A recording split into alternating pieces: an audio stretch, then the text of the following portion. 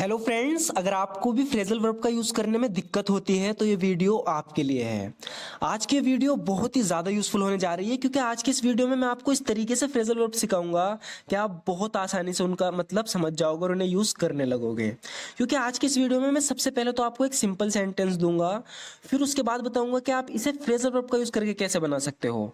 तो बहुत ही मज़ा आएगा, बस एंड तक देखते रहना, बहुत कुछ सीखने को मिलेगा।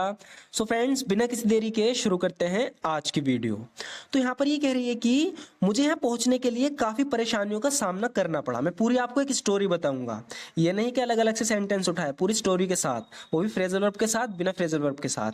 तो यहां पर ये कह रही है कि मुझे यहां पहुंचने के लिए काफी परेशानियों का सामना करना पड़ा। सबसे पहले तो हम इसे बिना फ्रेजल वर्ब के बनाते हैं। हम बोलेंगे I had to face a lot of difficulties to reach here. I had to face a lot of difficulties to reach here, यानी मुझे यहाँ पहुंचने में काफी परेशानियों का सामना करना पड़ा। ये तो था बिना फ्रेजल वर्ब का। अब मैं आपको दो अलग अलग फ्रेजल वर्ब का यूज करके दिखाऊंगा इसी सेंटेंस को बनाने के लिए।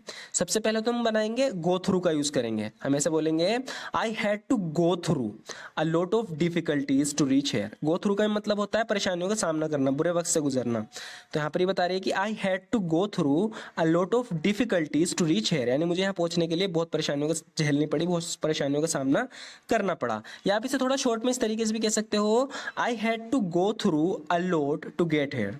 आई had to go through a lot to get here, इसका मतलब ये है कि मुझे यहाँ पहुंचने के लिए बहुत परेशानियां झेलनी पड़ी। गो थ्रू के अलावा भी हम एक फ्रेजल वर्ब का यूज कर सकते हैं सेंटेंस को बोलने के लिए, और वो है डील विद। डील विद का यूज हो सकता है यहाँ पर। हम ऐसे कह सकते हैं कि I had to deal with a lot of problems to reach here. I had to deal with a lot of problems to reach here, यानी मुझे यहाँ पहुंचने के लिए काफी दिक्कतों का सामना करना पड़ा। तो यहाँ पर हमने दो फ्रेजल वर्ब देखी, एक तो गो थ्रू, एक डील विद, और सिंपल भी देखा कि बिना फ्रेजल वर्ब के कैसे बना सकते हैं। आगे देखते हैं। अब ये बता रही है कि इसके साथ हुआ क्या था। कह रही कि जब मैं सड़क पार कर रही थी, तो बिना फ्रेजल वर्ब के हम इसे ऐसे बोलेंगे when I was crossing the road. When I was crossing the road, जब मैं सड़क पार कर रही थी, when I was crossing the road, ये बिना फ्रेजल वर्ब के है। अब इसको फ्रेजल वर्ब के साथ बोलते हैं when I was crossing over the road। when I was crossing over the road, तो यहाँ पे हमने क्रॉस ओवर का यूज किया है, क्रॉसिंग ओवर का। इसको इसी तरीके से भी हम कह सकते हैं कि when I was walking across the road। when I was walking across the road, सबका मतलब ये है कि जब मैं सड़क पार कर रही थी, मेरा छोटा सा एक्सीडेंट हो गया था। इंग्लिश में हम बोलेंगे I had a minor accident. I had a minor accident, यानी मेरा एक छोटा सा एक्सीडेंट हो गया था। I had a minor accident. एक कार ने मेरी हल्की सी टक्कर मार दी थी, यानी एक कार ना के हल्की सी टक्कर मार दी। तो सिंपल में तो हम इसे ऐसे बनाएंगे a car hit me lightly. A car hit me lightly, यानी एक कार ने मेरी हल्की सी टक्कर मारती थी। यह हम फ्रेजल वर्ब का यूज करके इस तरीके से कह सकते हैं कि a car bumped into me lightly. A car bumped into me lightly, यानी कार मुझसे हल्की सी टकरा गई थी। A car bumped into me lightly. मेरी कार ड्राइवर के साथ बहस हो गई थी, यानी इस बात को लेकर मेरी बहस हो गई थी किसके साथ? कार ड्राइवर के साथ। इंग्लिश में हम कैसे बोलेंगे? I had an argument with the car driver. I had an argument with the car driver, यानी मेरी कार ड्राइवर के साथ बहस हो गई थी। I had an argument with the car driver. या फिर हम इसे ऐसे बोलेंगे फ्रेजल वर्ब का यूज करके, the car driver and I got into a quarrel, यानी कि कार ड्राइवर और मैं था, हम दोनों में झगड़ा हो गया था। यानी झगड़ा कैसा? बहस वाला झगड़ा। The car driver and I got into a quarrel, यानी मेरा और कार ड्राइवर का झगड़ा हो गया था। या फिर हम ऐसे बोलेंगे I had a falling out with the car driver. I had a falling out with the car driver, इसका मतलब ये है कि मेरा कार ड्राइवर के साथ झगड़ा हो गया था, बहस वाला झगड़ा। I had a falling out with the car driver. तो मैंने आपको तीन तरीके बताए हैं यहाँ पर। आगे देखते हैं। आगे कह रही है कि मैंने गुस्से में उसके थप्पड़ मार दिया था, यानी जब बहस हो गई थी तो मैंने गुस्से में उसके थप्पड़ मार दिया। अब इसे देखते हैं फ्रेजल वर्ब के साथ कैसे बनेगा, बिना फ्रेजल वर्ब के साथ कैसे बनेगा। मैं आपको तीन तरीके बताऊंगा। सबसे पहले तो हम कहेंगे I slapped him in anger. बहुत सिंपल है, मैंने गुस्से में उसके थप्पड़ मार दिया था। I slapped him in anger. I slapped him in anger, मैंने गुस्से में उसके थप्पड़ मार दिया था। अब इसको फ्रेजल वर्ब के साथ बनाने से पहले कुछ और भी देखो। ये बिना फ्रेजल वर्ब के है, लेकिन ये भी काफी यूज इस सिचुएशन में इसका भी बहुत अच्छे से यूज हो सकता है। हम ऐसे कह सकते हैं कि I lost my temper and hit him. I lost my temper and hit him, यानी मैंने अपना आपा खो दिया और उसके मार दिया। तो या तो आप ऐसे बोल सकते हो सिंपल इंग्लिश में I slapped him in anger, या आप ऐसे बोल सकते हो I lost my temper and hit him. लेकिन फ्रेजल वर्ब का यूज अगर आपको करना है तो आप कुछ इस तरीके से कह सकते हो कि माई फ्रस्ट्रेशन बॉइल्ड ओवर। यहाँ पर बॉइल ओवर का यूज करेंगे कि मेरा जो गुस्सा है वो उबल पड़ा, मेरी जो फ्रस्ट्रेशन है वो उबल पड़ी, मतलब उबलना होता है ना बॉइल का मतलब, तो इस तरीके से है कुछ ये, my frustration boiled over and I ended up slapping him, और अंत में जाके मैंने उसके थप्पड़ मार दिया। तो यहाँ पर दो फ्रेजल वर्ब का हमने यूज किया है, बॉइल ओवर और and up, and up boil over.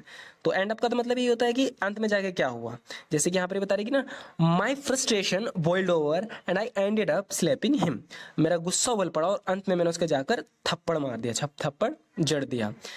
या आप इसी सेंटेंस को इस तरीके से बोल सकते हो कि मैं भड़क गई और गुस्से में उसे थप्पड़ मार दिया। हम कहेंगे I lashed out and slapped him in anger, I lashed out and slapped him in anger. देखो अगर आपको पहली बार में समझने में नहीं आ रहा तो दिक्कत मत लेना, क्योंकि इन्हीं फ्रेजल वर्ब का यूज करके मैं और भी स्टोरीज बनाऊंगा आगे की वीडियो में।